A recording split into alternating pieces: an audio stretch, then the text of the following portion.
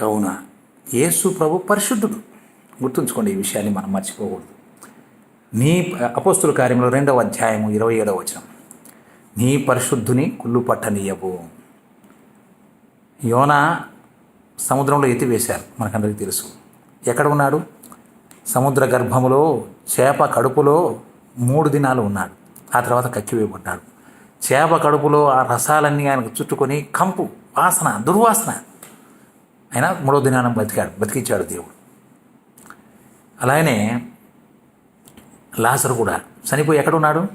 సమాధిలో పెట్టారు. 4 దినాల తర్వాత ప్రభు వచ్చాడు. ప్రభు వెళ్ళి ఆ సమాధిని తెరవండి అన్నాడు. అప్పుడు వెంటనే ఏమన్నారు?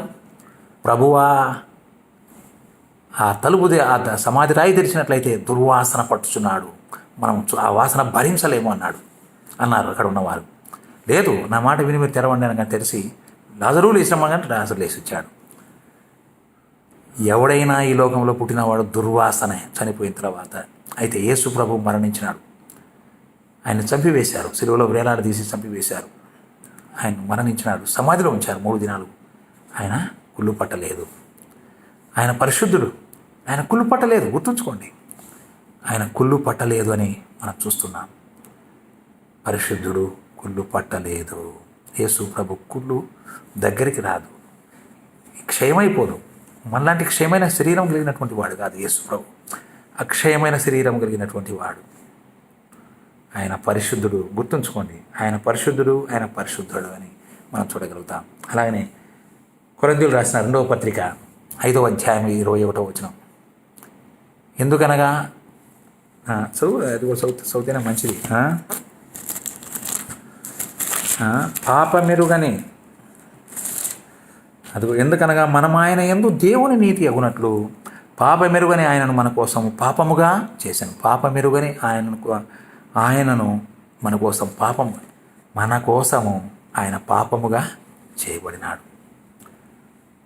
పాపము లేదు, ఆయన పరిశుద్ధుడు. ఆయన మన కోసము పాపముగా చేయబడెను అని మనం చూస్తూ ఉన్నాం. అంతేకాదు, హెబ్రీ పత్రికలో చూడండి ఒక మాట, 4:15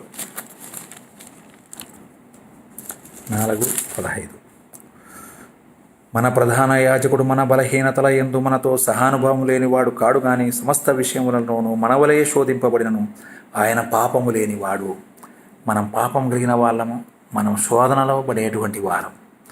ఆయన పాపము లేనివాడు. ఆయన అన్నీ అనుభవించినా కానీ పాపము లేనివాడు, పాపము ఎరుగనివాడు. హెబ్రీ పత్రిక 7వ అధ్యాయం 26వ వచనం, పవిత్రుడు, నిర్దోషి, నిష్కల్మషుడు, పాపులు చేరక ప్రత్యేకముగా ఉన్నటువంటి వాడు మన ప్రభువైన యేసుక్రీస్తు. పాపమెరుగని వాడు, పాపము తెలియని వాడు, పాపములలో చేర్చబడని వాడు యేసు ప్రభు. మన పాపముల నిమిత్తమై ఆయన పాపిగా చేయబడినాడు, కానీ ఆయన నిజముగా పరిశుద్ధుడు. ఇక్కడ పేతురు రాసిన పత్రిక, 1 పేతురు రాసిన పత్రిక 1వ అధ్యాయం 14, నేను పరిశుద్ధుడనై ఉన్నాను. యేసు ప్రభు పరిశుద్ధుడు. 16వ వచనంలో, మిమ్మును పిలిచిన వాడు పరిశుద్ధుడై ఉన్న ప్రకారం మీరును సమస్త ప్రవర్తన యందు పరిశుద్ధులై ఉండుడి. ఆయన పరిశుద్ధుడు, ఆయన పరిశుద్ధుడు. అంతేకాదు, చూడండి 21వ వచనంలో, క్రీస్తు కూడా మీ కొరకు బాధపడి మన కొరకు బాధపడినాడు, శ్రమ అనుభవించినాడు, వేదన అనుభవించినాడు. గుర్తుంచుకోండి, ప్రభు మన కొరకు బాధపడినాడు. పాపమెరుగని వాడు, పాపమైన మన కొరకు శ్రమ అనుభవించినాడు, వేదన అనుభవించినాడు. క్రీస్తు కూడా మీ కొరకు బాధపడి మీరు తన అడుగు జాడలను బట్టి నడుచుకున్నట్లు మీకు మాదిరిగా ఉంచిపోయాను. ఆయన పాపము చేయలేదు. హీఈస్ పర్ఫెక్ట్ పర్సన్, పరిశుద్ధుడు. ఆయన నోట ఏ కపటమునో కనపడలేదు. మనం నోరు తెరిస్తే అబద్ధాలు, మనం చేసేటివన్నీ తప్పుడు మాట్లాడేది తప్పుడు మాటలు, కపటము, ద్వేషము, అసూయ, కక్షలు, మత్సరాలు, ఇవన్నీ మనకు జన్మ తరహా వచ్చినాయి, అట్లానే ఉంటున్నాయి. ప్రియులారా, యేసు ప్రభు అలాంటి వాడు కాదు. ఆయన పాపము చేయలేదు, ఆయన నోట ఏ కపటమును కనపడలేదు. ఆయన దూషింపబడినాడు, బదులు దూషింపలేదు, ఆయన దూషింపబడినాడు. గుర్తుంచుకోండి, అందరూ తిట్టారు, యేసు ప్రభునే తిట్టారు. లోకంలో మనం ఎంత తిట్టడం అనేది, దూషించడం అనేది మానవుడి యొక్క నైజం. ఆయన దూషింపబడి ఆయన బదులు దూషింపలేదు. ఆయన నోట కపటం లేదు, ఆయన మళ్ళా దూషించలేదు, బదులు దూషణ చేయలేదు. ఆయన శ్రమ పెట్టబడి బెదిరింపక, ఆయన శ్రమ పట్టబడినాడు. శ్రమలన్నీ ఆయనకే. ప్రపంచంలో యేసు ప్రభువును అనుభవించిన శ్రమలు మరెవరు అనుభవించలేదు. బెదిరింపక, ఆయన బెదిరించినాడు. కొంతమంది ఇట్లా చూస్తారు. ఎవరిని బెదిరిస్తారు? ఆనాడు యేసు ప్రభువును కూడా బెదిరించారు, కానీ ఆయన ఎదురు బెదిరించలేదు. దీనులది రాజ్యం. ఆనాడు యేసు ప్రభువును మత్సరముతో, అసూయతో శిక్ష వేశారు. ఆయన పరిశుద్ధతను కాలరాసి ఆయనకు శిక్ష వేసి చంపివేశారు, బెదిరించారు, దూషించారు, కొట్టారు, అన్నీ చేశారు. కానీ ఆయన ఒచ్చు కత్తిరించు అని ఎదుట గొర్రెపిల్ల ఎలాగో మౌనంగా ఉండను అలాగో తల ఉంచి మౌనంగా ఉన్నాడు. అలాంటి ప్రభువైన యేసుక్రీస్తు వారు తన సర్వస్వమును తల వంచినాడు. వాడు బెదిరించాడా? ఈయన మౌనంగానే ఉన్నాడు. ఈనాడు బెదిరించే వాళ్ళు ఎక్కువ, కానీ ఆయన బెదిరించలేదు. సత్యవాది, సత్యం కొరకు జీవించినటువంటి వాడు. సత్యమే, పరిశుద్ధుడే, పవిత్రుడే, ఆత్మస్వరూపియే, సర్వోన్నతుని దేవుని కుమారుడే ప్రభువైన యేసుక్రీస్తు వారు. అలాంటి వాడు తను తాను ఏం చేసినాడు? న్యాయముగా తీర్పు తీర్చు దేవునికి తన్ను తాను అప్పగించుకొనెను. మనము పాపముల విషయమై చనిపోయి నీతి విషయమై జీవించున్నట్లు తానే తన శరీరమందు మన పాపములను మ్రాని మీద మోసుకొనెను. మన పాపములను ఆయన మోసుకున్నాడు. ఆయన పొందిన గాయముల చేత మనము స్వస్థత నొందితిమి. ఆయన గాయాలు మనకు స్వస్థత. ఇదేం విచిత్రం అండి!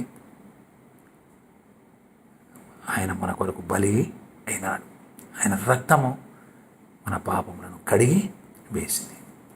ప్రతి పాపం నుండి మనల్ని కడిగి పవిత్రులుగా మనల్ని చేసింది. అపొస్తలుల కార్యములు 3వ అధ్యాయం 18వ వచనం. అయితే దేవుడు తన క్రీస్తు శ్రమపడునని సమస్త ప్రవక్తల నోట ముందుగా ప్రచురపరిచిన విషయములను ఇలాగు నెరవేర్చెను. ప్రభువు సముఖము నుండి విశ్రాంతి కాలంలో వచ్చునట్లును, మీ కొరకు నియమించిన క్రీస్తు యేసును ఆయన పంపునట్లును, మీ పాపములు తుడిచివేయబడు నిమిత్తమును మారు మనస్సు నొంది తిరుగుడి అంటున్నాడు. మారు మనస్సు పొందండి. క్రీస్తు శ్రమ పడుటను, యేసు ప్రభు శ్రమ పడతాడని ప్రవక్త అందరూ చెప్పారు. ఆయన పరిశుద్ధుడు, దేవుని కుమారుడు, మానవుల కొరకు శ్రమ అనుభవిస్తాడు అని చెప్పారు. ఆ విధంగానే శ్రమలు అనుభవించినాడు. మనకు విడుదల, విమోచన కలగజేసినాడు. మనం మారు మనసు పొందిన వాళ్ళం. ఇప్పుడు ప్రభువు నమ్ముకొని ఇప్పుడు మనం ఆరాధన చేస్తున్నాం. ఆయన రక్తంలో మనం కడుక్కొని మనం ఆరాధన చేస్తున్నాం. ఇదిగోండి 13వ వచనంలో, అబ్రహాము, ఇస్సాకు, యాకోబు అను వారి దేవుడు అనగా మన పితరుల దేవుడు తన సేవకుడైన యేసును మహిమపరిచి ఉన్నాడు. మీరు ఆయనను అప్పగించితిరి. ఇందాక మనం చూసాం. ఇప్పుడు కూడా మనం ఆయనను అప్పగించినాం. పిలాతు ఆయన విడుదల చేయడం గురించి నిశ్చయించినప్పుడు మీరు అతని ఎదుట ఆయన నిరాకరించారు. అప్పగించినాము, నిరాకరించినాము. మీరు పరిశుద్ధుడును నీతిమంతుడైన వారిని నిరాకరించారు. యేసు ప్రభు ఎవరు? పరిశుద్ధుడు, పరిశుద్ధుడు, పరిశుద్ధుడైన దేవుని కుమారుడు, నీతిమంతుడైన దేవుని కుమారుడు. అలాంటి వారిని నిరాకరించి నరహంతుడైన మనుషుని మీ కొరకు అనుగ్రహింపమని అడిగినారు. మీరు జీవాధిపతిని చంపితిరి, కానీ దేవుడు ఆయన మృతులో నుండి లేపెను. యేసు ప్రభు మృతులో నుండి లేచాడు. మనకందరికీ రక్షణ అనుగ్రహించినాడు. ప్రియులారా, మారు మనస్సు మనకు అనుగ్రహించాడు. మన మనోనేత్రములు వెలిగించాడు. యేసు ప్రభువును గుర్తెరిగే భాగ్యం మనకు అనుగ్రహించాడు. ఆయన పరిశుద్ధతను తెలుసుకునే భాగ్యం మనకు అనుగ్రహించాడు. మన బ్రతుకులు మార్చాడు. మన పాపాలకు క్షమాపణ కలగజేశాడు. మనకు రక్షణ దయచేశాడు. విశ్వాసము తన రాజ్యానికి వారసులుగా చేసినాడు. ఏమిచ్చి మనం ప్రభు రుణం తీర్చుకోగలం? ఈ ఉదయకాలమున ఆయనకు సాగిలపడి ఆయన పరిశుద్ధతను లోకానికి ప్రచురం చేయొచ్చు. యుక్తముగా ఆయన సాగిలపడి ఆయన మొక్కి ఆయన ఆరాధించి దేవుని మహిమపరచవలసిన వారంగా ఉన్నాం. దేవుడి వాక్యం మన కొరకు దీవించుగాక. ప్రభు అయిన యేసు తాను అప్పగింపమని రాత్రి ఒక రొట్టెను ఎత్తుకొని కృతజ్ఞతాస్తుతులు చెల్లించి దాన్ని విరిచి, ఇది మీ కొరకైన నా శరీరము, నన్ను జ్ఞాపకం చేసుకున్నట్టుగా దీన్ని చేయడం చెప్పినాం. ప్రార్థన చేసుకుందాం. కృపగల దేవ, కనుగల నాయన, పరిశుద్ధుడా, స్తోత్రంలో నీ శరీరం సాధించిన రొట్టెలో మేము పాల్పంపుడు పొందుతుండగా మీరే మహిమ పొందండి. నీవు పరిశుద్ధుడవు, మేము పాపులము. అయితే నీ యొక్క శరీరమును మా కొరకు పనముగా పెట్టి మమ్మల్ని పరిశుద్ధులుగా చేశావు. దేవా, నీకు స్తోత్రం చెల్లిస్తుండగా మహిమ పొందవని మా ప్రభువైన యేసుక్రీస్తు ఘనమైన స్తోత్రం చెల్లించి ఆరాధించున్నాం తండ్రి. ఆమేన్.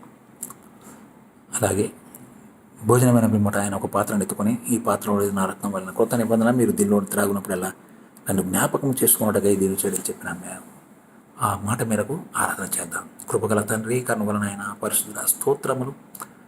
రక్తము చెందించకుండా పాప క్షమాపణ జరగదు. ఎడ్లగొడ్ల రక్తం వలన కాదు, మా ప్రభువైన యేసుక్రీస్తు యొక్క పరిశుద్ధ రక్తం, గొర్రె పిల్ల రక్తం ద్వారా, క్రీస్తు రక్తం ద్వారా మాకు విడుదల విమోచన కలుగజేసినందుకై స్తోత్రము చెల్లించుండగా మీరే మహిమ పొందమని, మా ఆరాధన స్వీకరించుమని మా ప్రభువైన యేసుక్రీస్తు ఘనమైన అవసరం చెల్లించి ఆరాధించుతున్నాం తండ్రి. ఆమెన్.